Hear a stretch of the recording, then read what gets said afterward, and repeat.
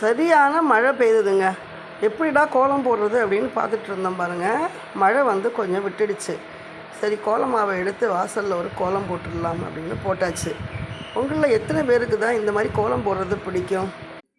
சட்னிக்கு வந்து தேங்காய் எடுக்கலாம், அரைக்கலாம் அப்படின்னு பார்த்தா பாருங்கள், நாம் எப்படி தான் இப்படி நிமித்து நிமித்து வச்சாலும் கூட வீட்டில் இருக்கிறவங்க தேங்காவை எல்லாம் என்ன பண்ணுறாங்க, தலைகீழாக போட்டுடுறாங்க. இந்த மாதிரி தான் தேங்காவை நம்ம வைக்கணும். அப்போ தான் இந்த தண்ணி வந்து பார்த்திங்கன்னா இந்த கண்ணுக்குள்ளே பட்டு அழுகி போயிடும். இல்லைன்னா இப்படி போட்டோம் அப்படின்னா தேங்காய் தண்ணி வந்து கண் இருக்கு இல்லையா, அந்த 3 கண்லேயும் பட்டு தேங்காய் அழுகி போயிடும். இந்த மாதிரி தப்பை செய்யக்கூடாது. இப்படி தான் பண்ணணும். தேங்காவை இப்படி தான் நம்ம வைக்கணும். என்னோட புத்தாவை பாருங்கள், ரொம்ப ரொம்ப ரம்மியமாக இருக்கும் பார்க்குறதுக்கு. மணி பிளான்ட் செடி பார்த்திங்கன்னா நல்லா தான் வந்து பண்ணி வச்சுருந்தோம். நிறைய செடிகள் வீணாக போச்சு.